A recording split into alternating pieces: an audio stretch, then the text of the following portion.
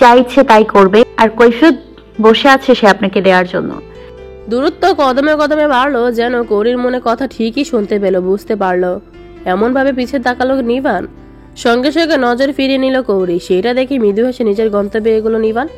মান্যতা দুজনের বিষয়টা লক্ষ্য করলো। নিবান চোখের আড়াল বলতে মান্যতা মজার ছলে মিহি কণ্ঠে বলল, দাদাভাই চুপি চুপি তোমায় কি বলে গেল? হঠাৎ কথায় পরাণ চমকিয়ে উঠল কৌরির। পাশে ফিরে মান্যতার দুষ্টু হাসির মিষ্টি মুখটা দেখতে নজর অসহায় করে ফেললো সে। অর্থাৎ এসব কথা তোমায় বলি কি করে আপু? এক্সপ্রেশন দেখে হেসে ফেললো মান্যতা। ফের মজার ছলে বললাম, আচ্ছা ঠিক আছে, বড় ভাই আর বড় ভাবির গোপনের কথা আমি শুনছি না, তবু মুখটা ওই রকম করে রেখো না। আমার দাদা ভাই আবার কিন্তু প্রিয়জনদের ভেচারা মুখ সহ্য করতে পারে না। আর ও তুমি তার আপু এবার খিলখিলিয়ে হেসে দিল মান্যতা। সেই হাসিতে করে হৃদস্পন্দর দুরু দুরু হলো। সতর্ক নজর আশেপাশে ফেলতেই দেখলো সবাই সামনে এগিয়ে গেছে, শুধু তারা দুজনে পেছনে। হাফ ছেড়ে বাঁচলো এমন ভাবে শব্দ করে নিঃশ্বাস ছাড়লো কৌরি। কৌরির হাল বুঝে হাসি থামিয়ে ফেললো মান্যতা।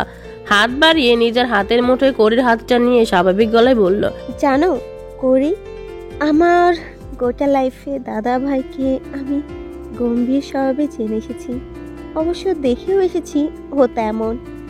আমাদের সব ভাই বোনেদের থেকে ভিন্ন, একদম আলাদা। তাকে হাসতে কম দেখেছি, সবার সাথে প্রাণ খোলা মিশতে খুব কম দেখেছি। যে কোনো সম্পর্কের অনুভূতি খোলাখুলি প্রকাশ করতে ও খুবই ক্ষীণ দেখেছি। অথচ সবটাই কিন্তু দাদা ভাইয়ের মধ্যে ভরপুর, কিন্তু সে দেখাতে পছন্দ করে না, আবার দেখায়ও না। তবে তোমার বেলায় সেই দাদা ভাইটা কেমন ভিন্ন, হয়তো এতদিন জেনে গিয়েছ, এমন কি বুঝো গিয়েছ দাদা ভাই তোমাকে পছন্দ করে, তবে একটু একটু পছন্দ নয়, একেবারে নিজের বলে পছন্দ করে। আমিও বুঝেছি এবং দেখেওছি। ও তোমার প্রতি তার অনুভূতি প্রকাশ ভঙ্গি খুব কঠিন।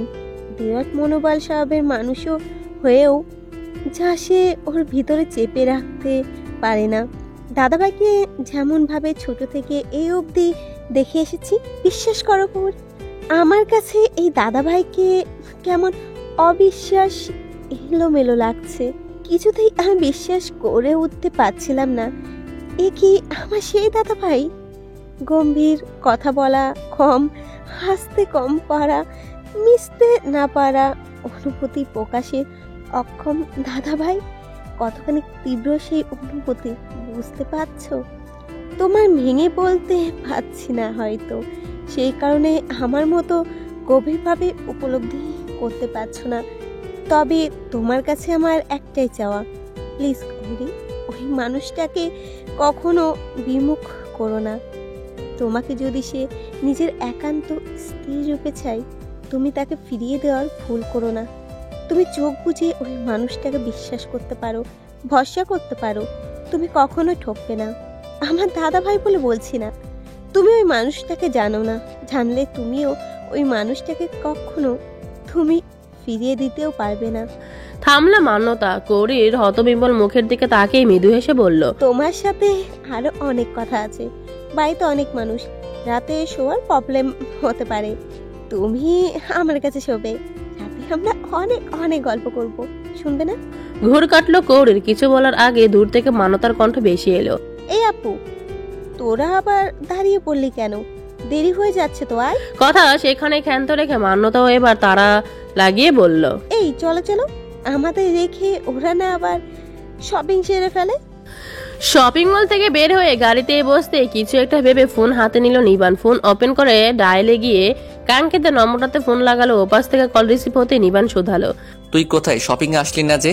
তন্ময়ের সাথে তো তোরও আসার কথা ছিল, তবে আসলি না কেন? আরে মেয়েদের শপিং এ আমি গিয়ে কি করব, তাই যাইনি। আর এদিকে একটু কাজ ছিল, বিধায় যেতে পারিনি। ত্রিনয়ের স্বাভাবিক গলার কথাগুলো কিছুতেই স্বাভাবিক লাগলো না নিবানের। সে জানে ত্রিনয় কেন আসেনি শপিং এ। নিঃশব্দে দীর্ঘশ্বাস ছাড়লো নিবান। প্রসঙ্গ পাল্টে ফের শুধালো, আন্টির খবর কি? শরীর এখন কেমন? ভালো আছে কি? শরীর তো ভালো আছে, তবে তনুর প্রতি মনে হয় একটু অসন্তুষ্ট হয়েছেন। আমও বলতে চাইছেন কিছু না ঘটলে কিছু রটে না। নিশ্চয় তন্ময়ী কিছু করেছে, না হলে হঠাৎ এরকম কথা পাত্রপক্ষরা পেল কোথায়? অনেক বুঝিয়েছি, তবুও মুখ থমথমে ভাব ওনার। কথাও সেভাবে বলছেন না, এই আর কি। নিবান কি বলবে বুঝে উঠতে পারলো না। ইভানের প্রতি রাগ উঠতেই গিয়েই মন দুর্বল হয়ে পড়লো। ভেবে দেখলো আজ যদি ইভানের সিচুয়েশনে সে পড়তো তবে কি করতো। আরেক মন বলল যাই করতো না কেন, অন্তত ইভানের মতো বোকামি সে কিছুতেই করতো না। ভাবনা ছেড়ে নিবান ফের শুধালো, আন্টিকে ওই ছেলের জায়গায় ইভানকে মানতে পারছেন না? আরে মা মানবে কি, সে নিজেই তো মানতে পারছে না। কথাটা ঠোঁটের চৌদারে এনেও বলতে পারলো না ত্রিনয়। ইভানের জন্য মান্যতাকে পাওয়া তার আরো কঠিন হয়ে দাঁড়ালো। সে ভেবে রেখেছিল তন্ময়ের বিয়ের পর একটা চান্স নেবে, তাতে যা হয়ে যায় হবে। তবে বিষয়টা এখন কঠিন হয়ে দাঁড়িয়েছে। বোনের ননদকে বিয়ে করার প্রস্তাব দেওয়ার বিষয়টা কি কে ভালো চোখে দেখবে নাকি ভালো মনে মেনে নেবে? ও বাড়ির কেউ মানবে? নিবান মানবে? বোনটার কি তার এমন প্রস্তাবে শ্বশুরবাড়িতে অসম্মানিত হতে হবে না? এইসব ভেবে ভেবে সে দিন পার করছে। এগুলো সে নিবানকে কি করে বোঝায়, কি করে বলে? তবে নিবানের কথার উত্তরস্বরূপ বলল, আরে না মা, কেন মানতে পারবেন না? ইভান সব দিক থেকে পারফেক্ট ছেলে, আর তাকে মেয়ের জামাই হিসেবে চাইবে না, এটা কি করে হয়? এমনিতেই তন্ময়ের উপর একটু মন খারাপ আছে বলে ওরকমটা করছে। নিবান কিছু ভাবলো, ফের বলল, ফোন আমি অফিস শেষে তোর বাসায় আসছি, আন্টির সাথে আমার কথা আছে, রাখছি। কাটতে গিয়ে ত্রিনয়ের প্রশ্ন থেমে গেল। নিবান, আম্মুর সাথে তোর আবার কি কথা? তোর মতো গাধাকে বলবো কেন যে নিজের কাজটা সাহস নিয়ে ঠিকঠাক করে উঠতে পারে না? তাকে বলে সময় নষ্ট করে লাভ আছে? তুমি আমাকে গাধা বলতে পারিস না। এই আমি কি ঠিকঠাক করতে পারিনি? আমি পড়াশোনা থেকে শুরু করে যে কাজটা উদ্যোগ নিয়েছি সেটা পুরোপুরি সাহসের সহিত সাকসেসফুল করে এসেছি। তুই আমাকে নতুন চিনছিস নাকি নতুন করে আমাকে চেনাতে হচ্ছে? বোনকে সেদে অন্যের ঘাড়ে তো কখনো চাপাতে চায় না নিবান। তবে বন্ধুর মনের দুনমনো তো তাও বুঝতে অসুবিধা হলো না। মনে মনে ভুগছে ছেলেটা, সেটাও বেশ আন্দাজ করতে পারলো। তাই বলল, নতুন করে চেনাতে জানাতে হবে না, তোকে চিনি জানি বলেই বলছি। তবে ভেবে দেখ, সব ঠিকঠাক থাকলেও জীবনে যে জিনিসটা আঁকড়ে মৃত্যুর দুয়ার পর্যন্ত বাঁচতে হবে, সেই জিনিসটা তুই সাহসের সহিত নিজের করে নিতে পেরেছিস কিনা আমার সন্দেহ তো আছে। সত্যি তুই সেটা চাস কিনা? মনে প্রাণে চাইলে কি কেউ নিজের হৃদয়ে বসানো মানুষটা থেকে দূরে থাকতে পারে, নাকি নিজেকে তার থেকে দূরে রাখার চেষ্টা করতে পারে? আমি পারছি কই, আমার যে কৌরিকে চাই। শব্দ করে শ্বাস ফেলল নিবান। সেটা হতবাক হয়ে থাকা উপাসের ছেলেটা শুনতে পেল। নিবান ফের বলল, রাখছি, রাতে দেখা হবে, আল্লাহ হাফেজ। উত্তর এলো না। কল কেটে দিল নিবান। অথচ উপাসের ছেলেটা তখন স্তব্ধ। নিবান তার কথা দ্বারা কি বোঝাতে চাইলো নিজেও বুঝতে চাইলো, বিশেষ করে কৌরিকে দিয়ে উদাহরণ দেওয়া শেষের কথাটা। তবে কি নিবান জানতে পেরেছে তার মনের কথা? কবে, কিভাবে, কখন? সে তো তার আচরণ দ্বারা কখনো বুঝতে দেয়নি তাকে। শুধু তাদের খুব ভালো বন্ধুত্বটা নষ্ট হয়ে যাবে বলে। তবে কিভাবে জানলো? মান্যতাকে দেখা মুহূর্তে চোখ মুখের এক্সপ্রেশন বদলে যায় তার। সেখানে ভিড় করে বিশেষ মুগ্ধতা। ভিতরে ভিতরে সে দুর্বল হয়ে পড়ে। সেসব আচরণে কি তবে বুঝে নিয়েছে তার বুদ্ধিমান চতুর বন্ধুটি? কুয়াশাচ্ছন্ন সুন্দর একটা সকাল, হেমন্ত ঋতু গিয়ে শীতের ঘন ঘাটায় প্রকৃতি আচ্ছন্ন হয়েছে গোটা কয়েকদিন হলো। সামনে করির পরীক্ষা, অথচ বিয়ের হই হট্টলে আমেজে পড়াশোনা হচ্ছে না। করি মুখে কিছু না বললো। নিহারিকা বেগম বেশ বুঝতে পারলেন তার অসুবিধার। তাই বিয়ের কয়েকদিন মান্যতা রুমে থাকতে বলেছেন তিনি কৌরিকে, যেখানে বিশেষভাবে থাকতে দেওয়া হয়েছে নিহারিকা বেগমের আম্মাকে। বয়সের খাতিরে বিভিন্ন ব্যথা বেদনা আক্রান্ত মানুষটাকে একটু স্বস্তি শান্তিতে থাকতে দেওয়ার জন্য মান্যতার রুমটা আলাদা করে ওনাকে স্পেস দেওয়ার জন্য বাছাই করে থাকতে দেওয়া হয়েছে। আপাতত কৌরিও একটু পড়াশোনার জন্য স্পেস দরকার, তাই ভেবেচিন্তে সেখানেই কৌরিকে জায়গাও দিলেন। বৃদ্ধা মানুষটা তা নিয়ে দ্বিরুক্তি করলেন না, বরং খুশি হলেন। বিয়ে বাড়িতে রাতের বেলায় রুমটায় অনেক মানুষের থাকার জায়গা হলেও দিনের বেলায় রুমটা শুধু কৌরি আর বৃদ্ধ মানুষটার আনাগোনা। তবে মান্যতা মনতার আসা যাওয়া রুমটাতে হোটেল চলছে। সকাল হতে পুনরায় বিয়ে বাড়ির হয়েছে শুরু হলো। যে যার দায়িত্ব অনুযায়ী কাজে কর্মে লিপ্ত হলো। গল্পগুজব, রান্নাবান্না, আলাপ আলোচনা, যে যার কর্ম অনুযায়ী লিপ্ত। সকাল হওয়ার পর কৌরি এখনো বাহিরে বের হয়নি। গভীর মনোযোগ বইয়ের পাতায় তার। একটু আগে এসে রানী সাহেবা তাকে আর নানুমাকে চা নাস্তা দিয়ে গেছে। আপাতত ওই খাবারই চলে যাবে তার দুপুর অবধি। তবে বড়মা কি তা হতে দেবে? তবুও বাড়ির হইচই নিজেকে সামিল করার নিয়ত তার নেই। রুমের বাইরে কেন জানি যেতে ইচ্ছে করছে না। এত মানুষের ভিড়ে নিজেকে কেমন পরপর মনে হচ্ছে। অদ্ভুত সব চিন্তাভাবনা। তবুও সেই চিন্তাভাবনা থেকে কিছুতেই নিজেকে সহজ করতে পারছে না। বিদায় গভীর মনোযোগটা পড়াশোনায় দিয়েছে। এমনিতেই এত অচেনা মানুষের মধ্যে নিজেকে কেমন মনে হচ্ছে, তার উপর পড়াশোনায় ভীষণ চাপ, অথচ সে চাপ অনুযায়ী পড়তেও পারছে না। সে আপাতত পড়ায় মনোবসিত করেছে, নানুমাও তাকে ডিস্টার্ব করছে না। চায়ের কাপ হাতে নিয়ে হাঁটতে হাঁটতে তিনি ব্যালকনিতে গিয়ে বসেছেন। সকালের মিষ্টি মিষ্টি রোদ্দুরে এসে পড়ছে সেখানে। সেই সোনালি রোদ্দুরে তিনি গা বসাচ্ছেন আর চা খাচ্ছেন। পড়ার এক ফাঁকে নজর যেতেই কৌরিও ইচ্ছে হলো ওনাকে সঙ্গ দেওয়ার। দ্বিধাদ্বন্দ্ব ছাড়াই চায়ের কাপটা হাতে নিয়ে সে উঠে ওনার কাছে চলে গেল। বৃদ্ধা মানুষের সাথে দিল খোলা সম্পর্ক তৈরি না হলেও একটু একটু মিশুকে সম্পর্ক তৈরি হয়েছে। একদম বড় মায়ের কপি মনে হয়েছে। বৃদ্ধ মানুষটার মুচকি হেসে মিষ্টি মিষ্টি কথা মনে ধরেছে কৌরির। প্রায় 2 মাসের অধিক সময় বাদে মনে হয়েছে দাদি আপার সঙ্গ পেয়েছে সে। কৌরিকে ব্যালকনিতে দেখতে বৃদ্ধা মৃদু হেসে বললেন, পড়াশোনা ছেড়ে এসেছিস তবে? বিনিময়ে কৌরি মৃদু হেসে ওনার পাশে গিয়ে দাঁড়ালো। বৃদ্ধা আবার শুধালেন, তোর সাথে তুই করে কথা বলছি, কিছু মনে নিচ্ছিস না তো?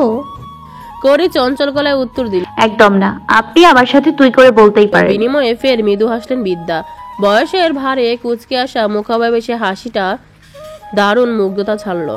করিও সেটা মুগ্ধ নজরে দেখলো, অথচ বৃদ্ধার নজর ব্যালকনির গ্রিল ভেদ করে লন এরিয়ার চেয়ার পেতে গোল টেবিলের মধ্যে মনি হয়ে বসে যুবকের পানে অটল। কিছু সময় বাদে সেটা বুঝে নানুমার নজর লক্ষ্য করে করিও সেদিক পানে তাকালো। নজর স্থির হয়ে গেল তারও। শাহেদ আঙ্কেল দিয়ে ইভান ভাই আর মামারা সহ বেশ কিছু মুরব্বী মানুষের মধ্যমণি হয়ে বসে আছে। তাকে সবসময় হুমকি দামকির মুখে রাখা মানুষটা। হালকা শীতের প্রদাপে গায়ে জড়ানো তার কালো রঙা হুডিটা মাথায় জড়ানো নেই। পরিপাটি করে রাখা ঘন কালো চুলগুলো সোনালি রোদ্দুরে চকচক করছে। শ্যামবর্ণ মুখের আদল আরো উজ্জীবিত দেখাচ্ছে। গায়ের লম্বা হাতার হুডিটার কোনই পর্যন্ত সরিয়ে গুটিয়ে রাখা। ডান হাতে চায়ের কাপ সময় নিয়ে নিয়ে তাতে ঠোঁট ছোঁয়াচ্ছে। সবার মধ্যে মনে হয়ে বসে থাকা মানুষটাকে বেশ আকর্ষণীয় আর হ্যান্ডসাম লাগছে। ওই শ্যাম সৌন্দর্য পুরুষ যে কোনো নারীর স্বপ্নের কাম্য পুরুষ। আর ওই মানুষটা তাকে পছন্দ করে। মনে উঠতে অদ্ভুত শিহরণে তোলপাড় বয়ে চললো ছোট্ট বুকের ভিতরটা। মনটা কোনো কারণে সুখ অনুভব হতে গিয়েও নিরাশিত হলো। এ কেমন দোটানার মধ্যে পড়ে গিয়েছে তার মন মস্তিষ্ক। কোন পথে যাবে সে? এ কেমন জ্বালা। মুখ ফুরিয়ে নিতে গিয়ে দেখলো নানুমা এখন নিষ্পলক ওই মানুষটার পানে তাকিয়ে রয়েছে। মনে প্রশ্ন জাগলো কৌরির, নাতিকে নানুমা এত স্নেহময় মুগ্ধ নজরে কি দেখছে? তবে চেয়েও প্রশ্ন করতে পারলো না। দ্বিধাদ্বন্দ্বের জালে ফেলে দিল মন। পাশে দাঁড়ানো বয়োবৃদ্ধ মানুষটা সেটা বুঝতে পারলো কিনা জানা নেই কৌরির, তবে নিজের মতো করে বলে উঠল, জানিস নানুমা, ওই ছেলেটার গায়ের রং শ্যাম কালো হলে কি হবে? আমার নজরে দেখা পৃথিবীর সবচেয়ে সুদর্শন পুরুষ। আমার সকল নাতি নাতনিদের মধ্যে সবচেয়ে স্নেহময় আর নিষ্পাপ আদরে একখানা মুখ। আমার এতিম বাচ্চাটা, আমার নিভান। ছোটবেলা থেকে কত কিছু সহ্য করে এসেছে আমার বাচ্চাটা, অথচ কখন ওর মুখ থেকে উফ শব্দ বের হয়নি। প্রিয় বাবাকে হারালো, মায়ের অবহেলা পেল, অথচ ছেলেটা চুপচাপ। জানিস, আমি ওর ওই ছোট্ট নিষ্পাপ আদরে মুখখানা দেখতাম আর ওকে জড়িয়ে ধরে হাও মাও করে কাঁদতাম। ভাবতাম আমার এই এতিম বাচ্চাটার কি হবে। একসময় চিন্তায় নিজের অসুখ বাঁধিয়ে ফেললাম। আমার ছেলে বউরা সান্ত্বনা দিল, ওরা থাকতে নিভানকে কখনো কষ্ট পেতে দেবে না, নিজেদের সন্তানের মতোই মানুষ করবে। ঈশিতা আমার নাতনি, ও পর্যন্ত কি বলতো জানিস? বলতো, অমন আদরে মায়া একটা মুখ। দাদুমা, তুমি কি করে দুশ্চিন্তা বাড়াও? আমরা ওকে অযত্নের অবহেলায় বড় হতে দেব? ছেলেটা সবার প্রিয় জানিস, প্রিয় হয়ে উঠেছে তার স্বভাবে, তার ব্যবহারে। থামলেন বিদ্যা, যেন জিরিয়ে নিলেন, ফের বলতে শুরু করলেন, নিহারিকার যখন জাহিদের সাথে দ্বিতীয় বিয়ে হলো, আমি ওকে দিতে চাইনি। আমার এতিম বাচ্চাটার পরের বাড়ি কষ্ট পাবে, আমি চাইনি। আমার ছেলেরাও দিতে চাইনি। তবে জাহিদ সেটা মানেনি, নিজ সন্তানের দাবি করে এ বাড়িতে নিয়ে আসলো ওকে। সত্যি বলতে ও নিভানকে মেনে নিয়েছিল সেভাবেই, একদম নিজ সন্তানের মতন। অথচ আমার এতিম বাচ্চাটাকে এ বাড়ির কেউ ভালো চোখে দেখলো না। তবুও আমার বাচ্চাটা কখনো কাউকে অভিযোগ জানায়নি। ছোট্ট বাচ্চাটা কি বুঝতো জানি না, তবে কখনো কারো নামে ভালো মন্দ বিচার দেওয়া, দোষারোপ করা এসব গুণ ও কখনো আয়ত্ত করেনি। ওর প্রতি আলাদা একটা মায়া মমতা আমার, অদ্ভুত টান, যা অন্য নাতি নাতনিদের প্রতি অনুভব করি না আমি। সেই আলাদা টানটা আসে না আমার ওদের প্রতি, যা একমাত্র ওর প্রতি কাজ করে। এই বাড়ি থেকে আমার কাছে বেড়াতে গেলে আমি যখন খুঁচিয়ে খুঁচিয়ে এটা ওটা জিজ্ঞেস করতাম ওকে, ওর বাচ্চা কণ্ঠে একটাই উত্তর ছিল, আমি মায়ের কাছে ভালো আছি নানুমা। অথচ ওর আর ওর মায়ের মুখ দেখলে তো আমি বুঝতে পারতাম ও কতটা ভালো আছে। মাঝে মধ্যে অনেক দিন করে রেখে দিতাম আমার কাছে।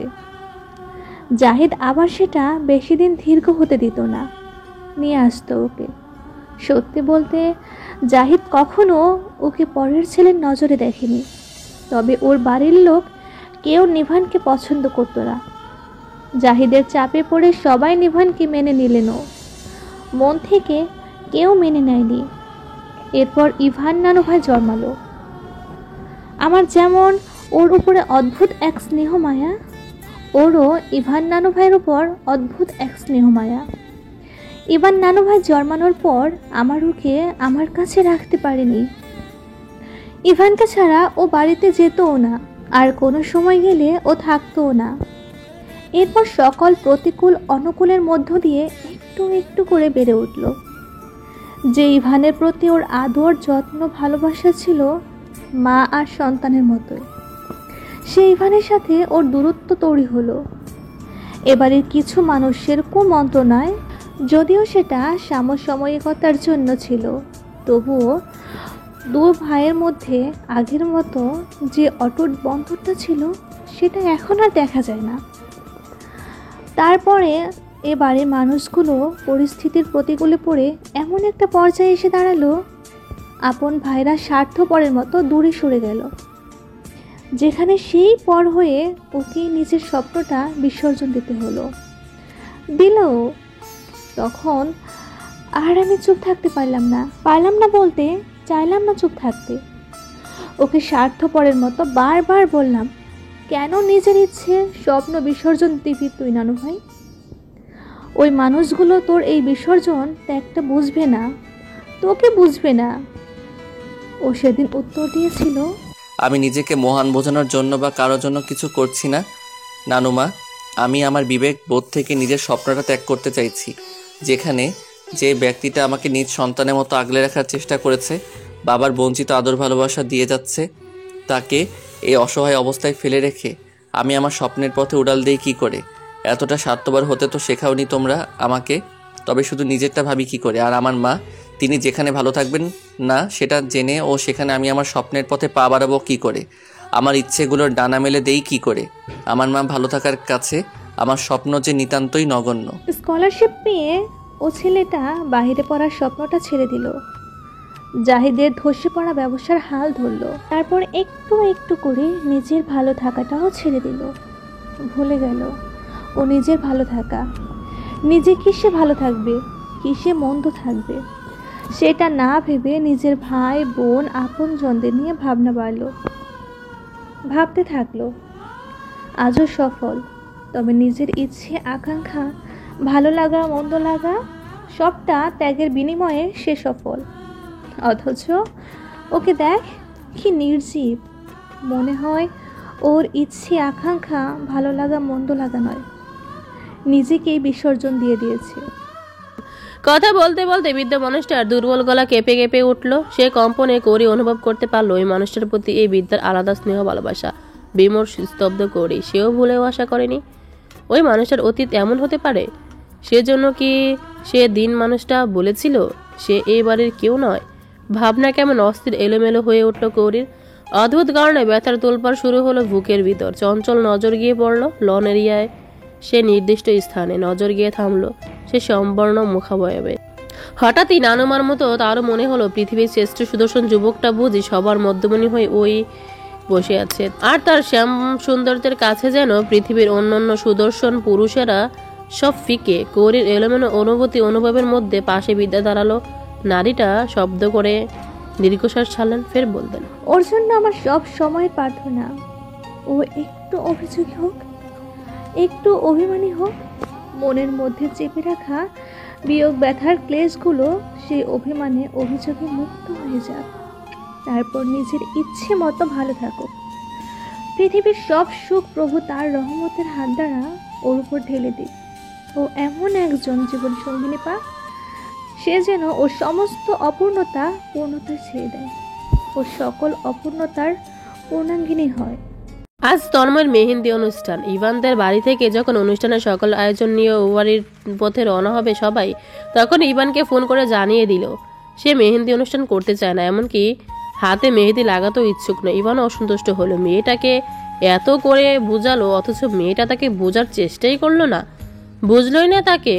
দগ্ধ হলো মন, সে কি করবে হঠাৎ বুঝে উঠল না। মেয়েটাকে ছেড়ে দেওয়া তার পক্ষে কখনো সম্ভব নয়, আর এখন এই পরিস্থিতিতে এসে মেয়েটাকে মাছ দরিয়ায় ধার করিয়ে তো আরও কখনো নয়। দুজনের মধ্যে তর্ক বিতর্ক হলো। ইভান পুনরায় তন্ময়কে বোঝানোর চেষ্টা করলো, তবুও কাজ হলো না। তন্ময়ের একটাই কথা, মেহেন্দি অনুষ্ঠানে জন্য কেউ যেন ও বাড়ি থেকে তাকে মেহেন্দি পরাতে এই বাড়িতে না আসে। অসহায় বোধ করলো ইভান। কি করবে সে এখন? কিভাবে তন্ময়ের ওইসব জেদালোপূর্ণ অযৌক্তিক কথাটা বাড়িতে জানাবে? কথা শেষ করে কল কেটে দিয়েছে তন্ময়। হাতে থাকা ফোনটার দিকে দুর্বল নজরে বেশ কিছুক্ষণ তাকিয়ে দীর্ঘশ্বাস ছাড়লো ঘন ঘন। ক্লান্ত শরীরের ন্যায় বসে পড়লো নিজের বেডে। মাথার চুলগুলো দুহাতে খামচে ধরে বেশ কিছু সময় ভাবলো সামনের চলা দিনগুলোতে কি আছে ভাগ্যে, এটা তার জানা নেই। তবুও তন্ময়কে কোনো মূল্যে ছাড়তে চাওয়া বা ছাড়া তার পক্ষে সম্ভব নয়। জোরে সোরে তপ্ত নিঃশ্বাস ছেড়ে উঠে দাঁড়ালো সে। গমন পথ বাড়িয়ে দিল মায়ের কাছে যাওয়ার পানে। নিহারিকা বেগম তখন রান্নাঘরে ব্যস্ত হতে কর্মে লিপ্ত। মায়ের কাছাকাছি গিয়ে দাঁড়ালো ইভান, বরাট গলায় ডেকে উঠল, আম্মু। কণ্ঠ যেমন কেমন শোনালো। উদ্গিন্ন হয়ে কপাল কুঁচকে ফেলে নিহারিকা বেগম তড়িৎ কাজের হাত থামিয়ে জিজ্ঞেস করলেন, কি হয়েছে, কিছু বলবি? ভেতরে ভেতরে ইভান ইতস্তত বোধ করলো, তবুও বলতে তো হবে। তার মনে দ্বিধা কাটিয়ে বলল, এ বাড়ি থেকে মেহেন্দির ডালা নিয়ে ও বাড়িতে না পাঠালে হয় না? এই কেমন কথা ইভান? যদিও এই আচার অনুষ্ঠান কড়াকড়ি নয়, তবুও মেহেন্দি অনুষ্ঠানটা বিয়েতে মানা হয়। আর যেখানে সবাই যখন মনসুর করেছে ও বাড়িতে যাবার জন্য, সেখানে হঠাৎ না মানাটা কেমন দেখায়।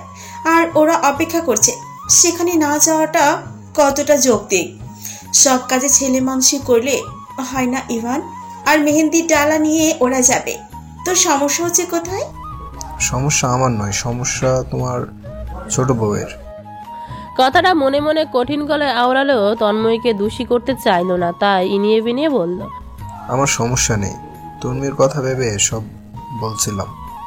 মেয়েটার মানসিক অবস্থা আগের ন্যায় নেই।